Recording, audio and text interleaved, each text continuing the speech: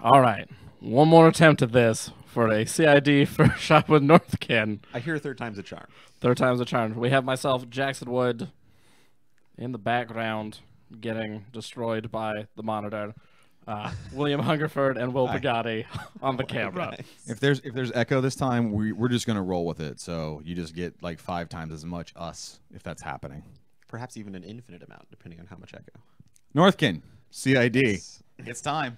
We're doing it. We've gonna already party. explained what they do, but real fast. Cold, drunk, burly, Belligerent. hurly, belligerent trolls of the North. Looks like we're good this time around for a lot of people. Rock and roll. We got there, boys. So, new CID started today. Yes. Let's talk about an hour and a half ago. About an hour and a half ago. Let's talk about the theme force real fast, Sure. and then we're going to go over some of the new models that are in the CID. Talk sort of about some of the changes, what our design intents are, and then we're also going to talk about the big theme force change at the end of all this. But let's talk about the Northkin theme force start. So the Northkin theme force lets you take all the Northkin stuff. So it's like Northkin model units. You can take long riders. You can take unit of champions, which you can choose to add Scauldy to make them Northkin. Highly suggest doing that. They get a bunch of bonuses when you put Scauldy on there. Yeah. So it just There's kinda no makes reason not sense. to. Yeah. Yeah. I mean, they get relentless charge as well as like becoming Northkin, so they get veteran leader and all the stuff from the theme force. And now from affects them. from the new stone. Yes. Yeah. Yeah. So Tombstone's dope. I'm excited to talk about that. But the benefits of that theme force are the free models, like you mentioned. Free models. Yep. You get to upkeep spells on Northkin models for free, and you get +1 on your go first roll. And that upkeep for free is not like the first round of the game. No, it's forever. It's Forever. Forever. So that's really good on casters like Borka 2, who got a pretty big rework in all of this. So he can upkeep.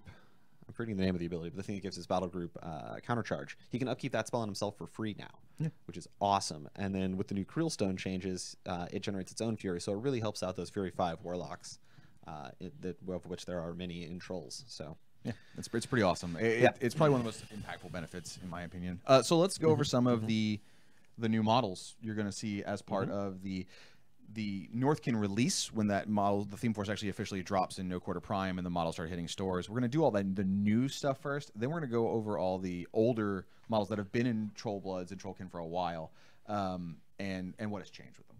Where do you want to start? well, let's kick it off with the Troll. Do you want to start on page 1? Page on 1? the first thing we printed out? Yeah, that seems That good. way we're like in sync. I do like the band, but yes, Never listen to them. never. Yeah, so the Troll Basher is sort of this quality combat light where he's not super duper great in terms of stats, but he's cheap and he takes buffs very, very well. So I love this guy.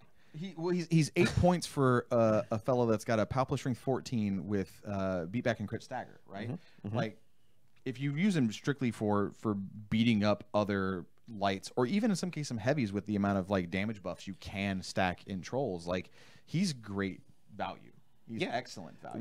With Rage and the original Creelstone Elder, he can get to POW 18. Right. Which is amazing for 8 points. And then his Animus Icy Breath gives him Chiller, so it's -2 defense while standing around him. Yeah, if you don't need the rage, you need the bonus mat instead. You do that. He will kill Krabbits all day, nonstop. Like your Krabbits have no chance. He's just a very versatile Light War Beast that has very solid combat stats at a very cheap point cost. And the Northkin subtype, Correct. which is very important for a lot of these, that they have the Northkin subtype for any abilities that might affect. And you'll Northkin. notice that all of the Northkin lights, and there's a couple more things that became Northkin lights, like the Winter Troll gets the Northkin tag, all picked up Pathfinder. Yep. So he has Pathfinder naturally. You don't have to rush him to get Pathfinder. It's a nice little tack on there. Yeah. Also, they almost really all have immunity differentiates. cold, obviously. Yeah. So Actually, I think Sorsha cold. just weeps on the floor when she sees these show up. There's nothing she can do. So that's the Basher. That's just kind of a sweet little dude there. And then we got the Ice Troll. Yeah. So when people give us any feedback on the Basher, what we're looking for, he's supposed to be just good, solid beat stick with a little bit of utility, force point value. He's just good. He's good value is what he's supposed to be. We're not looking for any like crazy tricks out of him or anything else beyond what he already does. He's just like, I've got 8 points or 16 points. I want to run a few lights that can beat stuff up. There's your Basher. There's your Basher. So similarly, the Ice Troll. Yeah, pretty much the same idea. A quality combat Light War Beast that isn't super fancy but gets the job done. I've always said if you want an Impaler, but if you want an Impaler stats, but you don't want Far Strike, this is basically the same idea with a points discount for it. Right? He's base range 10 instead of 8 from the Impaler, so he's not quite as reliant on Far Strike. Right. But he does synergize very, very well with the new Creelstone, which we talked about this, I believe, in the Prime cast. We did. Where with Rage and then the new Creelstone giving +2 damage on ice damage, he gets up to POW 18 on his Thrown Spear and his Melee Spear, which, once again, we talked about this with the Basher. This guy does work and is cheap. Yeah. And more importantly, he has crit freeze. So if you get lucky, you can just stationary an important model and then beat it to death with the rest of your trolls. Why don't we move on to the best thing coming out in Northkin? What's that? The bears. Which ones? The bears. The bear handlers. Sure. So well, there's only one handler. There's only one handler, but there's a pair of battle bears. So it's a unit. It's a single trollkin who he's completely mad and decided to train bears for battle. And they've got ambush. They come out of nowhere. They come out of nowhere. Can you imagine being snuck up on by a polar bear? It's got prowl too. It just ambushes and hides in the trees, and people are like, oh, I can't see that Like a bear. bunch of drop bears. And the bears are speed 7. They have so they gang. can threaten really far off the table edge after they pop in on ambush. They also have advanced deploy, so if you don't want to ambush them, you can start them very far up the board. If can you're run doing into forests, Yep. you If can you're do- doing it wrong and you want to AD them, you are 100% welcome to. But even if it's the right tactical decision to AD versus ambush, you should ambush anyway, because ambushing polar bears is why we play this game. It's maybe why you play the game. Why wouldn't you? Are you playing because like you want to have like the best synergies and tactics and win tournaments? No, you play to ambush polar bears. Okay. Please continue. I just love these guys because to me this unit really takes a lot of the story and the theme portion of the Northkin, where they're in general pretty disorganized as a fighting force. So like the ambush is these guys are showing up late to the battle, or they're like just coming out of the wilderness because they heard a fight or something. And this guy's got his 2 pet bears. And these bears are not messing around. They've got 3 initial attacks each, a POW 13 and 14 base. They've got gang, so that puts them at POW 15 and 16. And then with the Northkin Creelstone, if you do decide to not ambush them, or perhaps your Creelstone is going on an adventure and decides to run all the way to the side of the board, you can get that +2 strength on them. That is kind of telegraphing where you're ambushing. Yeah, if, like, yeah, your your Creelstone's just like, Creelstone's woo! Like, I wonder what's going to happen over there. Bears. But the Creelstone with gang makes them POW 18, so you can get 4 POW 18 attacks and 2 POW 17 attacks out of this unit. Have you noticed the theme yet between for the 9 Basher points. and the Ice Troll and now the Bears? What's that strength we keep capping out at? About 18. About 18. About 18, yeah. About 18. It's a pretty solid strength. This unit, in terms of feedback, they kind of do exactly what we want. This is, they're not supposed to replace like a unit of your Creel Warriors or a unit of champions in terms of like a ton of footprint or a mass amount of attacks that a full-size 10-man unit could have. They're meant to be sort of like one of the ultimate harassment units. It's like having Bog Truck Ambushers or Cossite Woodsmen come out. It's something you always have to plan for. But now it's friggin' polar bears. Well, you see a lot of people are like, oh, there's bog trogs over there. I'm going to just run a heavy warjack over there, and then it'll tie them up forever. Or I'll AoE them down. Or I'll AoE them down, and then you get these giant bears that like come off the board edge and then murder that heavy warjack. Yeah, I mean, they're arm 17. They have unyielding. They've got tough. They've got, 8 boxes? 8 boxes each. Yeah, they're a nightmare to deal with. But more importantly, you get to paint bears. So that's all that matters. Which is dope. And a crazy troll guy. And the crazy troll guy. He's got to be crazy. You just put him with your scanner. Put him with your scanner. We'll get there. We're That's gonna get later. there. Yeah. Yep. You go ahead, because this is one of the most important pieces in the entire Correct. release. So there's the new Elder for the Creelstone coming out, the Northkin Elder. Yep. And this guy, we've talked about 3 things so far. We've talked about 3 different synergies with him. Very, very important model in the Northkin. He gives all your warrior models +2 strength as one of his effects. Yep. He gives all your cold damage +2 power as one of his effects. Yep. And then the third one is +1 speed. +1 speed. I believe that one's Northkin only, right? No, I believe. Let's read it exactly. Yeah, Northkin models. Yeah, it is activated. friendly Northkin models. Yes. So the other 2 work on everything. That one only works on Northkin models. You will notice that obviously all of the new stuff is Northkin because that makes sense. And then a lot of the older models have had the Northkin keyword tagged to them. Things like the Glacier King, the Winter Troll, all are now the Northkin tag applied to them. And the champions that we were talking about with Scauldy. In terms of feedback on this one's going to be a little tricky because it is such a key piece of the entire Northkin theme force working together as a cohesive unit. So any feedback that you give on, we want to see how you use the stone warps, how they work for you, potential abuses that you may find or exploits you may find, and if you have a recommendation for them doing something completely different, you're welcome to make those, but make sure it doesn't overlap with the ones that already exist. And know that we've been through several iterations of these, and the 3 abilities he gives are where we honed in to make this faction sort of sing all together. So we want to hear a ton of feedback on him, but I'd say please back that one up with a lot of data and battle reports so we can see where you're coming from and what it is that you want out of him. We should feel distinctly Northkin, right? He should feel distinctly Northkin, and he should feel like a linchpin within the army. Like you need one of these. Yeah. What's next? I'm gonna take the sheet and put it back here. Ooh, yeah. So one of the things that we kept hearing about Krill Company is, hey, we really want scouts to have ambush, and we really want them to have mark target as well. Yeah. And we were like, guys, we're not going to make that unit. And the reason we're not going to make that unit is because it already exists. Because we made that unit. That unit already was done. So we have Pig Lookouts are next, and they have ambush And mark target. and mark target. Yep. So that is what they do. So imagine and they work in Krill Company, by the way. They do 'cause work they're in a Krill pygmy Company. unit with ranged weapons. Yeah, so you get what you want in a Krill Company. You know, imagine little pigs, but imagine if they were sort of like northern savage versions of themselves. One of them's a little snow. One of them's a little snowman. Oh, the model. One of them's a little snowman. He's like hiding inside a snowman, and where like the carrot nose should be, it's like a little telescope. He's adorable. Super cute. These fellas, they run out, they mark target, and then they die. But on the turn that they mark target, it's really good. I feel like you've been doing it wrong. Mine haven't. In all mine my haven't been testing, dying have either. not died. They've killed like a bunch of things and just messed it up. Oh, I just polar bears behind them.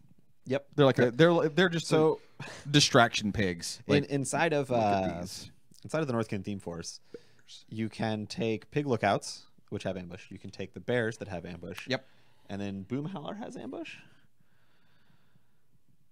Is that a question or a statement? I'm pretty sure Boomhowler has ambush. I think it's you can both. ambush all of that stuff in this theme force. Boomhowler has ambush in Kingmaker. Yeah, Kingmaker. Oh, that's not right. him. Dang. But I got excited for a moment there because I was like, aha! I thought I said that. But I was incorrect. Yeah. So. But that's easy.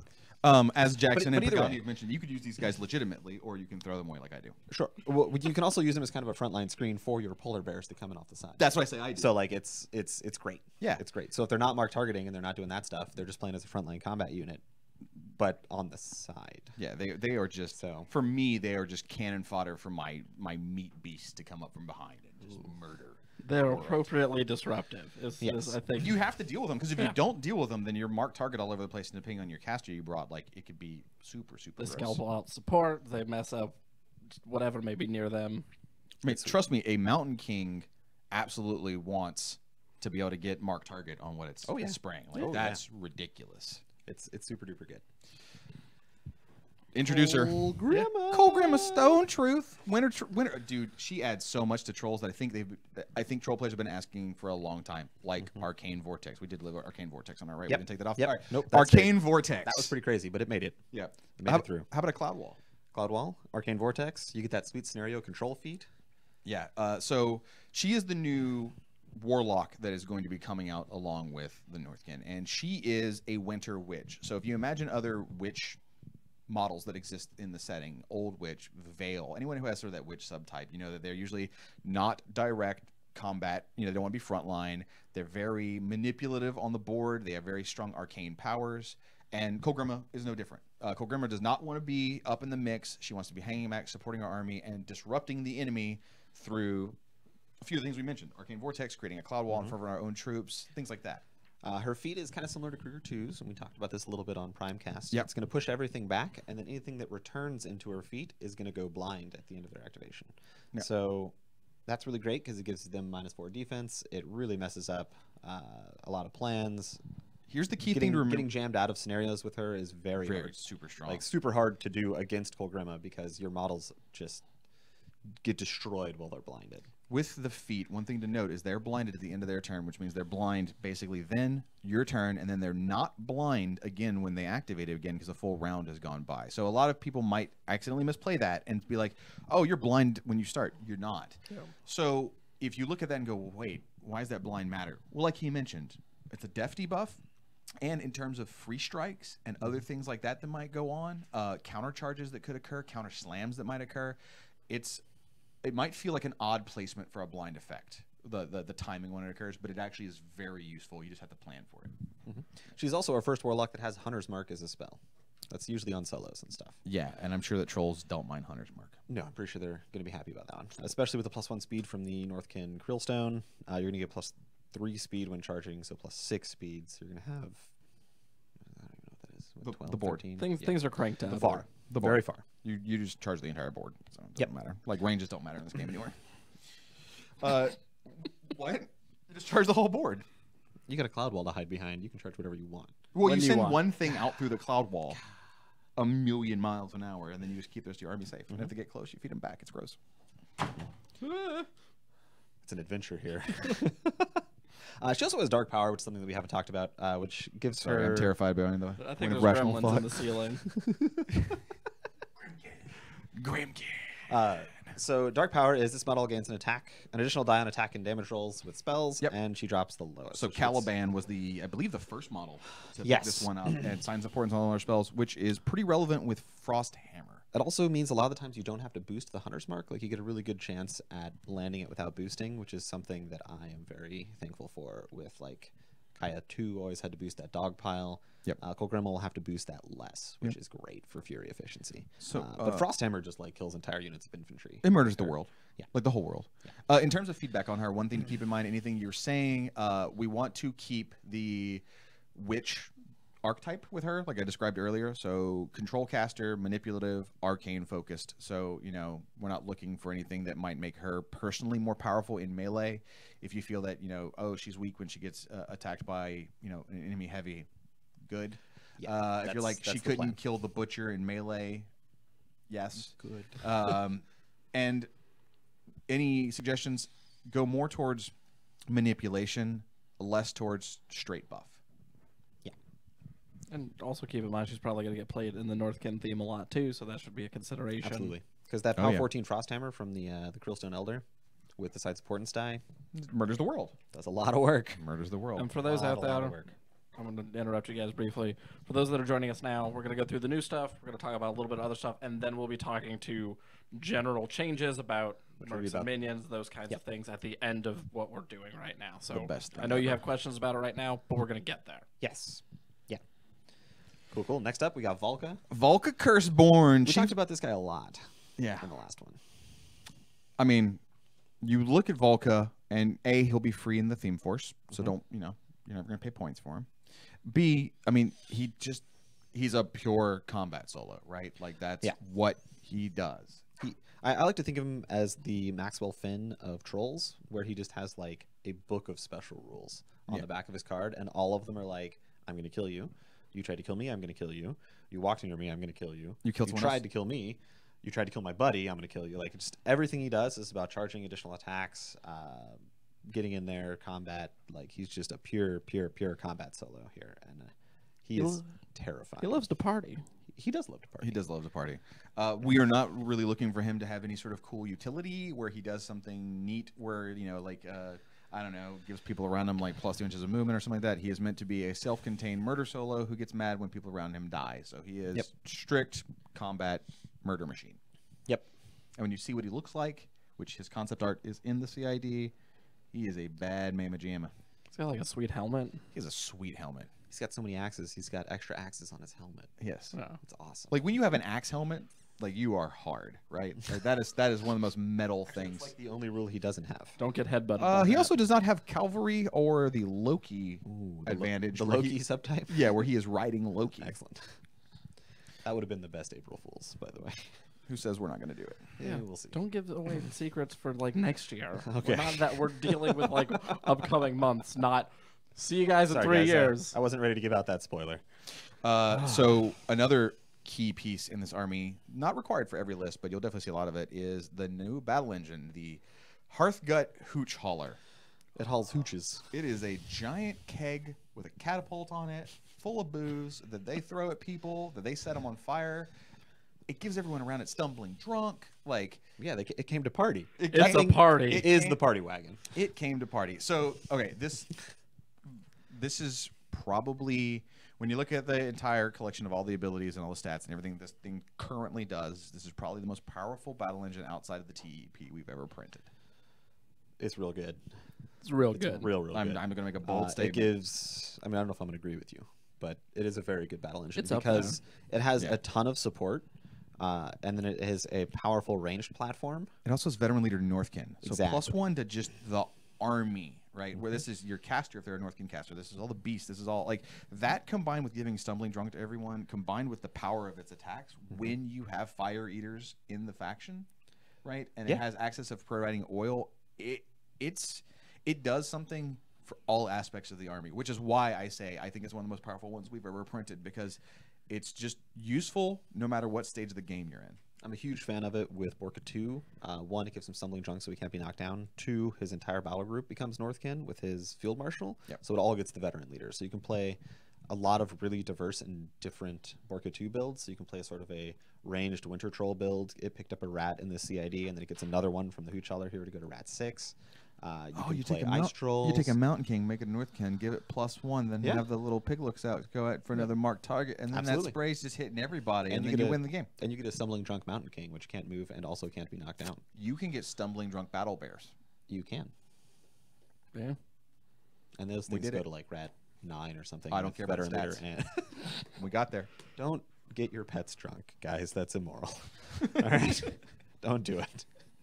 Just don't listen to him. You can get a lot of things drunk. We don't necessarily recommend it. Correct. So when you provide feedback on the Hoochhaller, there's a lot going on here, and sort of one of the key things we're looking for is that veteran leader Stumbling Drunk aura. We want it to have very powerful effects, like it currently does in terms of its offensive output, but it is supposed to be a support mid-range gun platform. Yep. Would be the best way to describe it. Primarily support, definitely not long range, and then the second priority is the damage it puts out. Let us move on to the last entry in the Northkin. I think my favorite interaction with Hoochhaller is these guys. These are the Northkin Raiders, are what we got up next. These are sort of like your basic line troops of the Northkin. And a lot of the Northkin fiction and background is based around raiding villages, stealing supplies, raiding other tribes, things like that. And the Raiders are the guys that do that. And they have fire bombs. And the Hoochhaller applies oil with its like catapult attack. And these fire bombs are obviously fire typed. Yep. So you get an additional die on damage for all of your Raider stuff, and it's a veteran leader for them, making them Rat 6. And if so, quick work, so it's a +1 on the melee attack, +1 on the quick work throw, and then if they're still in range, they're all drunk and stumbling all over the place. which they can't is be knocked no down. knockdown tough, which is gets around a lot of the feats. They're immune to cold, so Sorcerer can't freeze them. So these guys, they really get stuck in. They're advanced deploy And Pathfinder. and Pathfinder. They're Northkin. Yeah. It's a common theme for the Northkin stuff is Pathfinder. Yep. So these are sort of your Raider troops that are going to get up there. They're going to be your frontline shock troops. You can hide your champions behind them as your slower, more durable, more powerful models come up behind. But these guys are certainly not to be underestimated. Nope, not at all. And these are, like you mentioned earlier, you can't take Thin Blades, you can't take Grill Warriors. So these are your replacement for those. And they kind of perform a different role even if you're playing outside of theme. So Definitely. Like, these guys can flank really well. They can deal with infantry units with the fire bombs. They can deal with warjacks with their +2 strength. Puts them up at POW 14. Sorry, POW 13.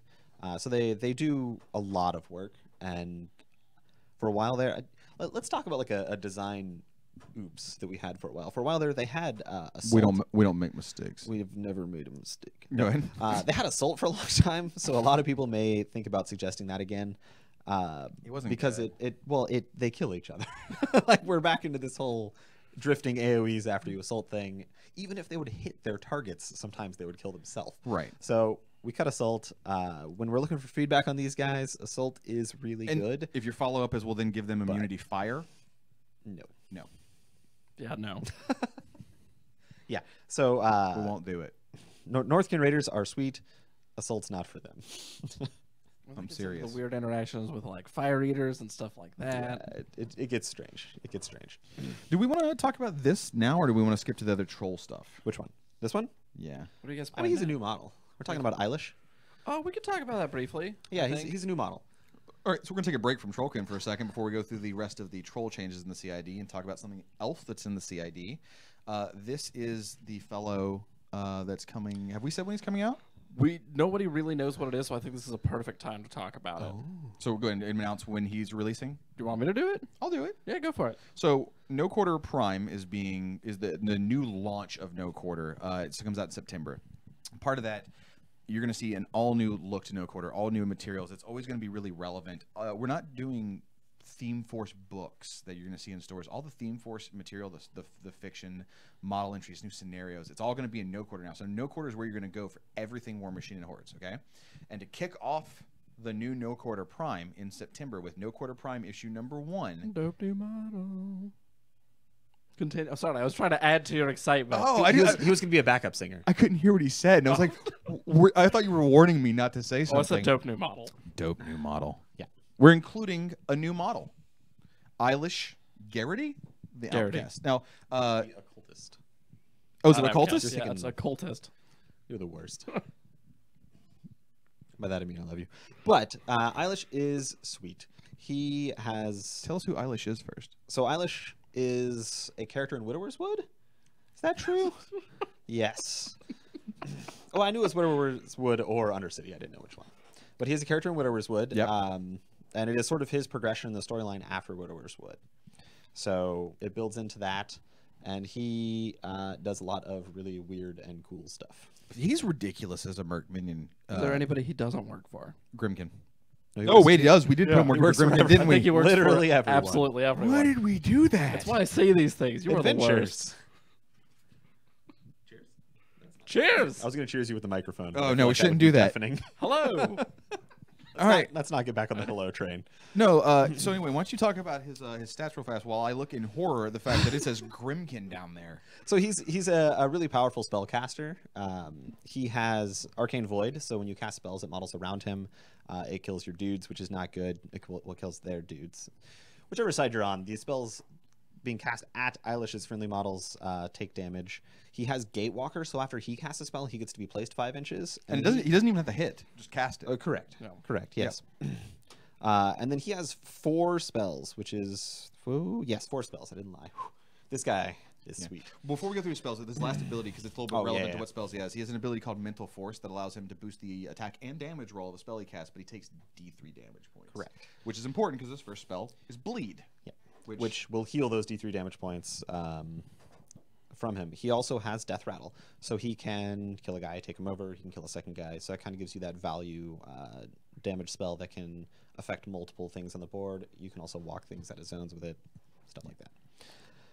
is Hex Blast. Yeah. Like, really, okay, what you need to know about this guy. Okay. So first off, in terms of feedback, we are looking for somebody who has occult power, who's using dark magics, who's an incredibly powerful Merc and Minion spellcaster. And I mean, we're talking Eris 1 level, okay? He has a boostable Hex Blast.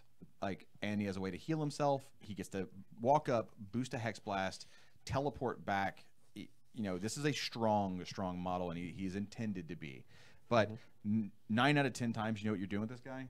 You're casting Hex Blast. Like, it's just, to put that on a solo who can boost both ways is very strong. And we are putting it into CID because it's probably not too strong, but it might be too strong. So it's worth a shot. It's worth a shot. Worth a shot. And then his last spell is Puppet Master, which just brings a ton of utility.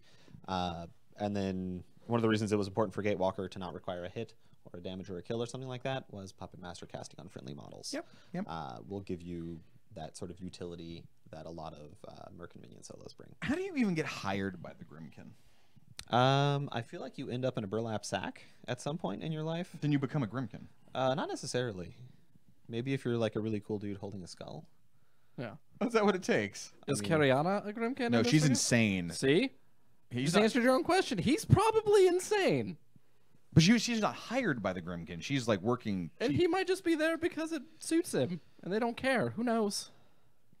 I'm gonna get that. What if it's like the Totem Hunter and he just like shows up? We're gonna get that cut. No. Nope. Not gonna happen. We will see. We'll see what happens out All of it. right, so we are back under Trolls now. We're going to start just rapid firing through some of the changes that happened to pre-existing models for Trolls. First up, we got Horthel. Nothing changed. That was easy. Nailed it. Madrak 1 Yep. got a quality of life change for Guided Hand. It is now the next attack, not the first attack, which prevented a ton of really strange interactions with things like Vengeance or his feet.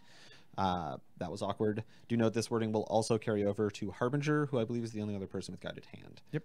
It's essentially a 0 change on her. Like, I guess it affects. It's like the artifice of deviation change that had come up in a sense. Well, that one will affect other things. Yes, correct. I mean, I guess it would only affect things with Vengeance and Menoth, which is what, Incinerators?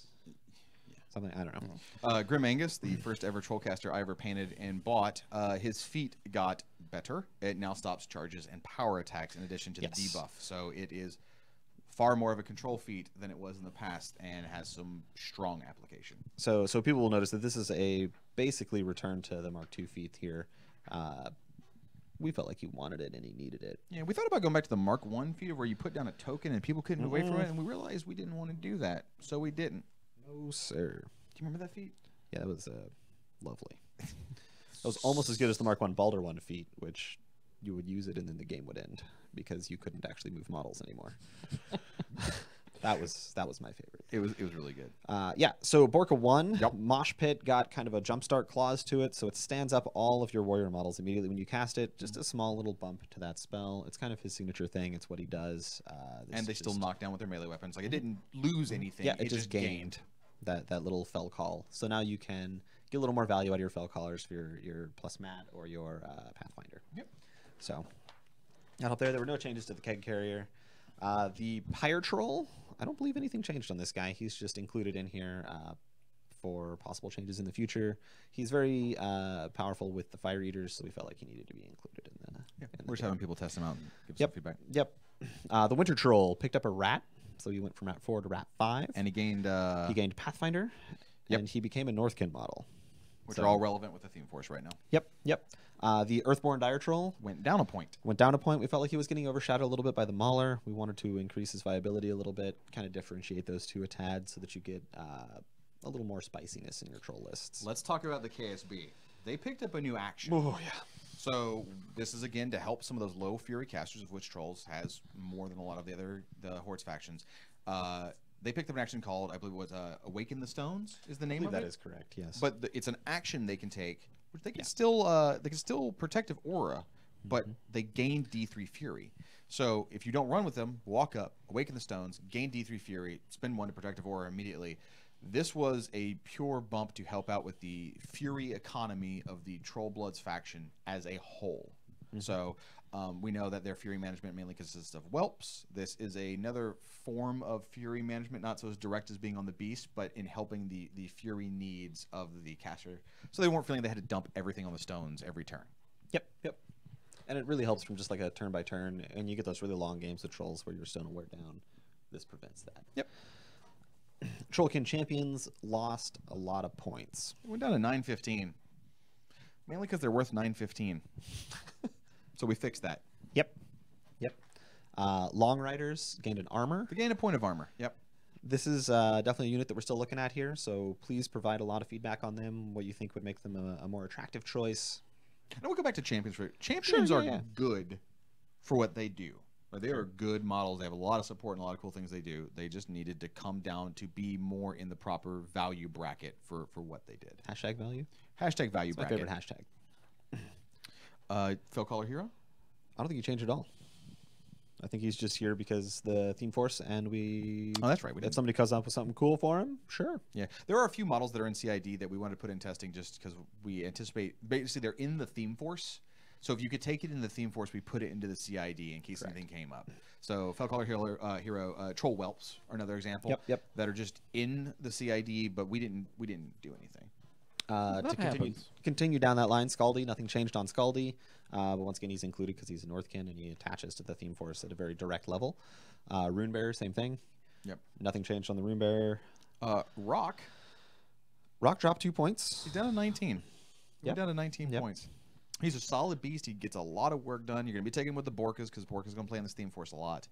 But he was, for everything he brought, he might have been a little bit overcosted. And we're feeling 19 might be the better spot for him to be, again, when you look at the other heavy war beasts available on the faction, where does he really stack up versus a Mauler or an Earthborn or Mulg, something like that. And we felt that that 19 was the right value bracket for him. Other than that, I believe he just picked up the Northkin tag, which he did not have before. Correct. Which was weird. Borka 2, we've talked about Do you want to go through Borka too? Basically, this guy's like a whole new warcaster, warlock. His feet stayed the same. Of course, I have to be wrong immediately after saying that. You said like. You didn't He's say he basically a new is. person. What changed about him? Nothing. Nothing. Said he No, was so like a new one. I'm sure I'm going to miss some stuff here because we've been playing with this guy in his changed state for quite a while, for at least a couple months here. So I'm not 100% sure what was old and what was new anymore. Years. No. No. Days. Yes. Also but more. Somewhere in between. Yeah. So he picked up a Toon Spirit Northkin. I know that was one of the new things, and that combos very well with his Field Marshal Northkin. So anything that he takes becomes Northkin in terms of battle group, and then he can cast its animus for free. So this is really great for free rages on your war beasts, free rage. rushes on your war beasts. Free primal, free rage. You can cast the Swamp Troll Animus for free on himself, and then he becomes a 16/22 after he gets damaged with the Krillstone. So that's pretty sweet. It's even in melee against living stuff. Like, this guy is a baller. Can I say that? Yeah, we I guess said I already said it. we said baller all the This time. guy is a baller. We said because baller and dope and he just everything like else. wanders about in front of your army and is stumbling drunk from The Hooch Hauler. the Hooch Hauler. He has Defiant Rage now. He has Defiant Rage, so when he takes damage, he gets +2 strength and armor. Basically, every game in playtest I've ever tried to assassinate him, it has gone horribly wrong. Because either like I charge him with a heavy and then he's stumbling drunks out of the way, or I start shooting him and he's stumbling drunks towards me and then charges and kills my caster. He is a you can't knock Chromac him down. He's a Chromac 2 level frontline caster. Yeah, pretty much. So he's not a Butcher 3 level frontline caster because Butcher 3 is pretty much the premier. Well, he's not going to kill your entire army. He's correct. But if the tiers of frontline casters are Butcher 3 and everyone else, just below that is Chromac 2 and Borka 2. Let me ask a question about him real quick. Sure, yeah. Defiant Rage, this is a question from Dorian, I think, is why is it called Defiant Rage when it's battle driven? Doesn't battle driven also give Pathfinder? So Defiant Rage is slightly different. I believe Battle Driven is units. Yeah. And then Defiant Rage would be solos, which I think the only two things that currently have Defiant Rage are going to be the Child and Borka. Yeah. But it was a question, I think. But it's also worth slightly bringing up. different because I agree. I think Battle Driven also gives Pathfinder. So this is a I think it slightly does. different rule. It does. Does this But yeah, not it's also also give just a temp. Pathfinder now that I'm thinking about it? No, well, he has Pathfinder naturally as well. Sure. I was just thinking for the Child. Uh, I guess that part went away. I don't remember. Yep. Dev Brain. Death Brain! But yeah. So that is the main difference between that and Battle Driven, is I'm pretty sure Battle Driven is for units. This one is for individual models. But when you're giving feedback on Borka 2, what we want him to be doing is leading his army and beating From the front. everything to death from the front. So his spells also changed a teensy tiny bit. Snow Shroud is no longer target model unit. It is now everything in his control range. Or all friendly models in his control range gain concealment. It's slightly different from Fog of War because it only affects your models and it's not an upkeep. The reason we wanted something different from Fog of War is because he couldn't upkeep it and battle charged at the same time. We also talked about a little bit at the very beginning of this with the Theme Force, where battle charged can be upkept for free on Borka now, just really opening up that Fury efficiency. Yep, and then awaken the stones on the actual stones. So he doesn't have to fuel the stone. There- And then There's a Attuned lot of Spirit layers. for free animi. Borka 2 got a ton of Fury efficiency here. So while he remained Fury 5, he can do a lot more every turn, and it makes him a lot more active of a caster. Up front killing things. Yep. We can rapid fire these off because I don't think anything changed on them. Northkin Fire Eaters. Nothing changed. changed. Glacier King picked up Northkin. Yep. Northkin Shaman. Nothing changed. And hold up. The Sea King. Oh, we had some fun with that this morning. We did. We put out some things, and nobody even caught on. I was very sad. Sea King we dropped by 6 points. 6 points south. And we increased the range of his gun to 10. Yep, from 8. So let us know how that feels. See if that... That's a huge point. Yeah, I mean, I'll be surprised if he stays down 6 points, but we'll see how it goes. Maybe as people get some table time with him, let us know what you think. It's kind of an extreme change. Maybe it'll work out. So here's when you're giving feedback on the Sea King. I guess this is here the point blank statement about him. Sure. We overcosted him. We are trying to determine the correct value bracket for him. We feel that 36 might be the right one to start with. That may go up or down. 42 was too much, and we were fixing that mistake.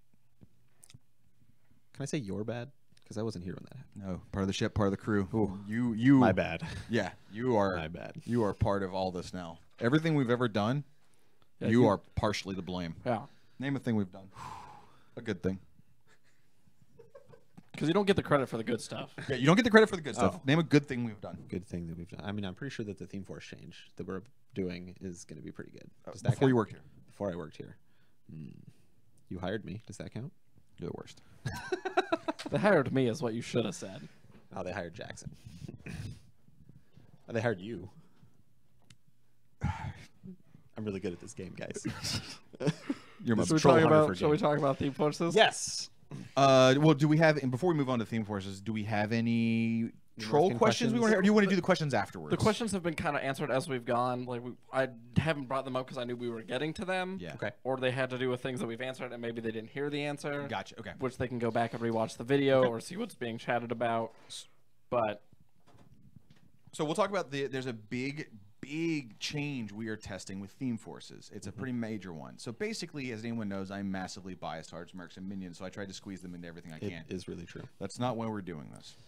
Can confirm. There is a theme force change we're allowing where any theme force you are playing, you are allowed to take one mercenary or minion solo, unit, and battle engine that works for your faction into the theme force, and it will still gain any benefits that might apply to it. So if you had a theme force that said warrior models gain rise, if it was that blanket, right? It wasn't like trencher models, but warrior models gain rise, then this merc solo or unit you added to it would gain rise as well. If you had a merc that was maybe also an exemplar, he could trigger the benefits to get free models in the exemplar interdiction.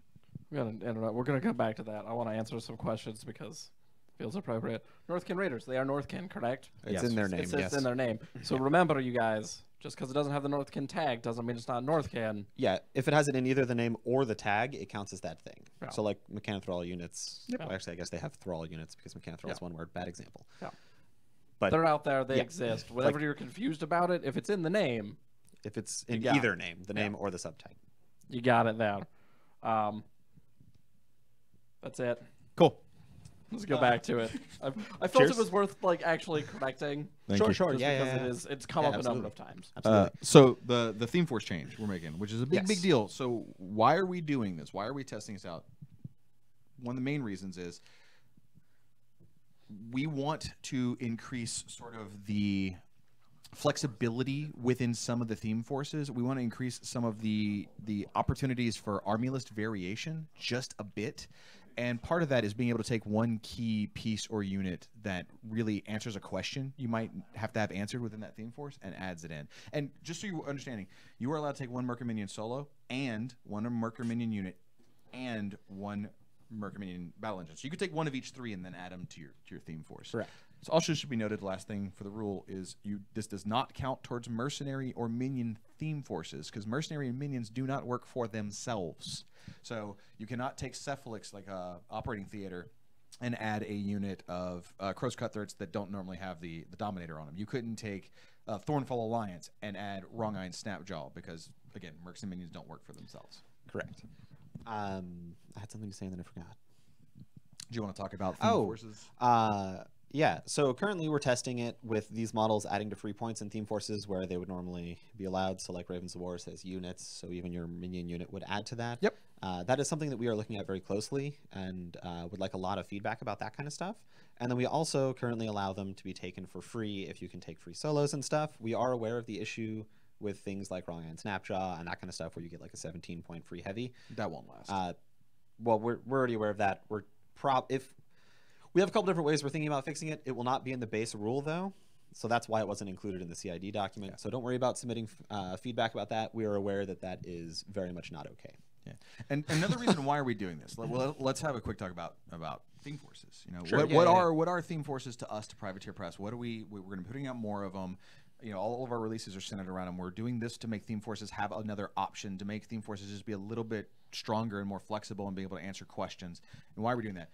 Theme forces are one of the primary building blocks of army list construction in Mark III. Correct. You can play outside of theme, and when you do, you have this open world of being able to take anything you can for your faction. But, you know, if you get into the game or you're looking to play competitively, like one of the first things you might be looking at is theme forces because they are like one of the rocks of army lists in Mark III, and this helps really solidify them as a super viable choice that, you know, now you don't feel completely locked in as, oh, what theme do I play against Ghost Fleet? I don't have an answer for Magic.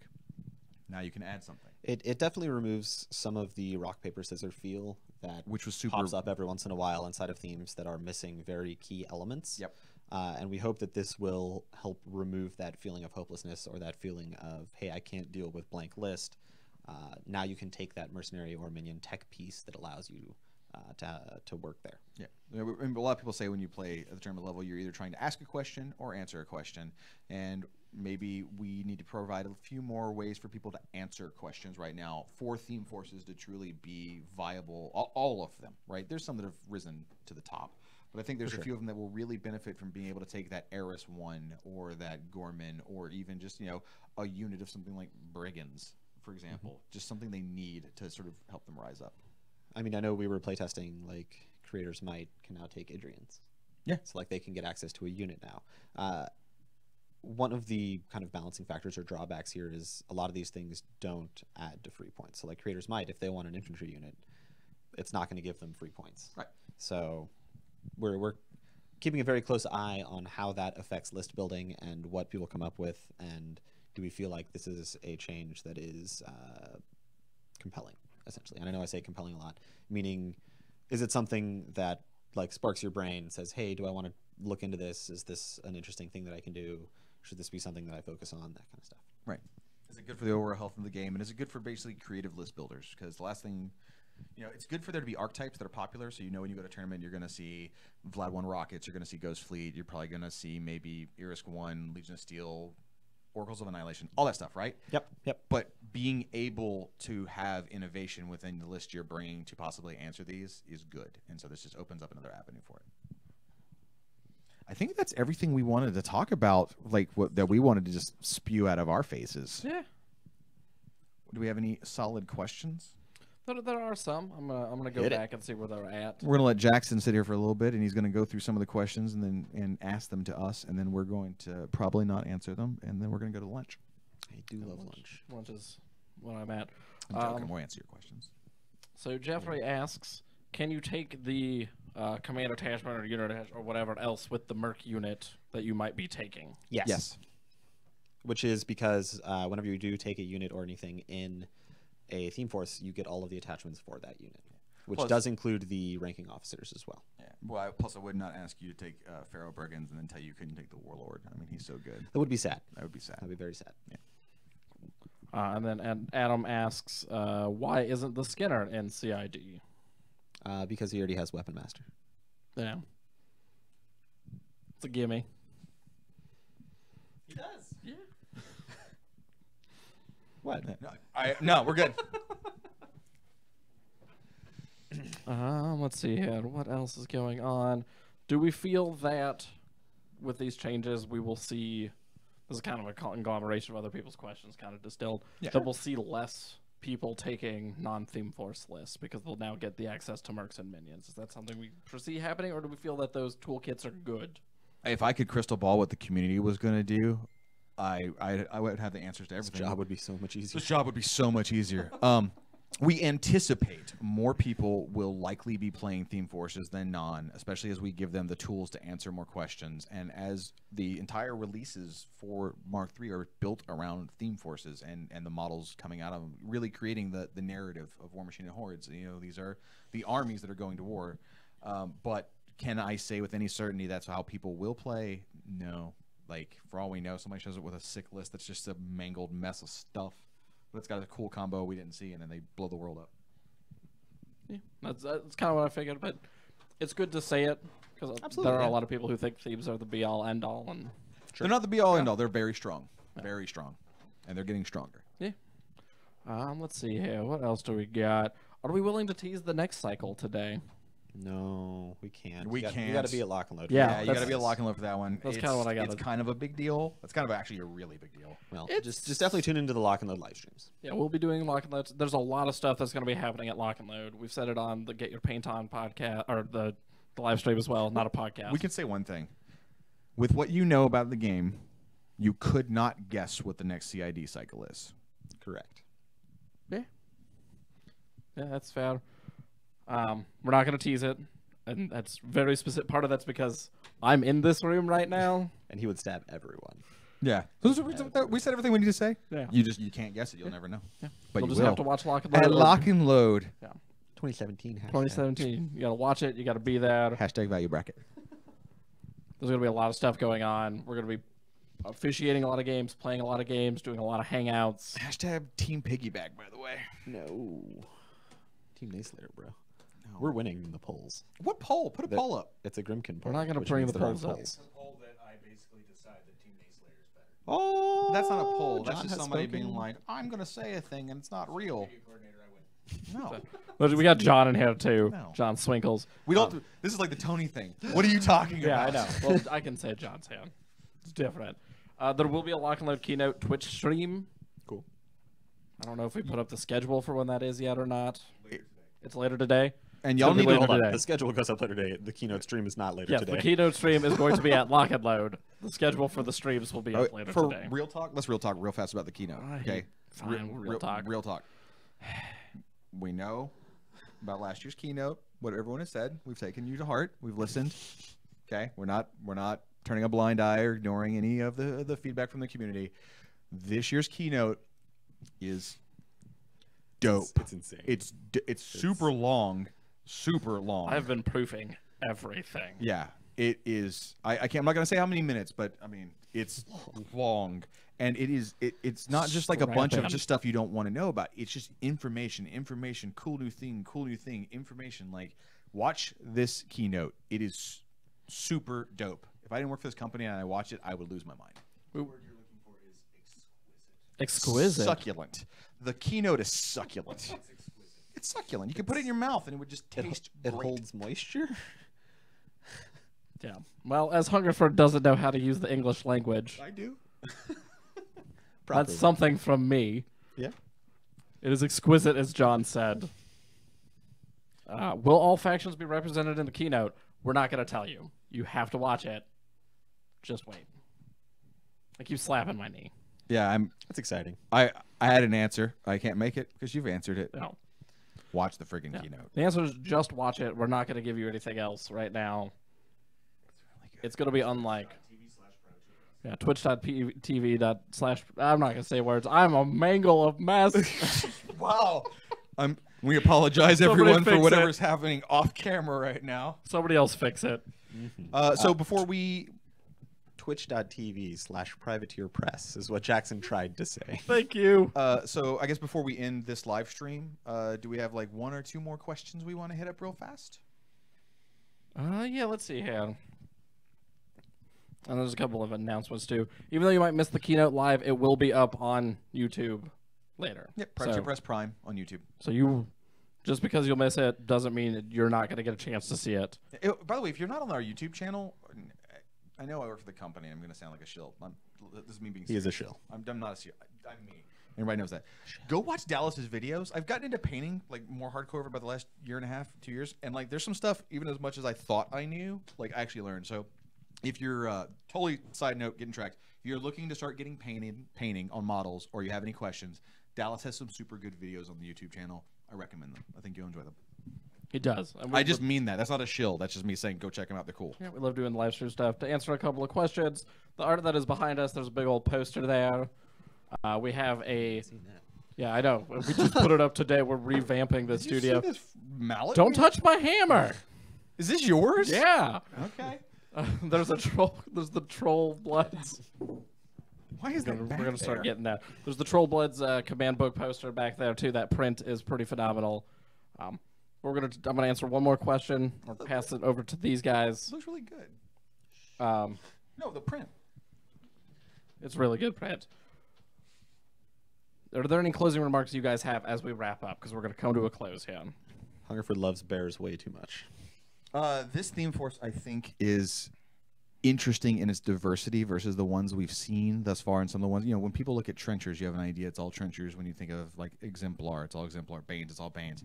Northkin's more regional, so it is very diverse in the types of things you see. I mean, obviously, heavy drinks, fire, cold magic, so on and so forth. But I really like the flavor of this one. I don't personally own a troll army right now. I'm more focused on my minions and my mercs, but I've been looking into this one. I think it's cool. I think there's some really good conversion opportunities, some really good paint opportunities, and I think there's a chance to build a variety of armies within just this theme force. And I mean, gameplay-wise, aesthetically, that you can diversify and just be a Northkin player if you wanted to, even if you weren't a troll player. I'm actually kind of considering that myself. And so there's a lot of feedback to give us right now on this one. There's a lot of different things, but you know, this cycle is running for 3 weeks, I believe. 2.5. 2.5. So get to testing. Please also know, you know, normally in the CID forums we are rapid fire responding.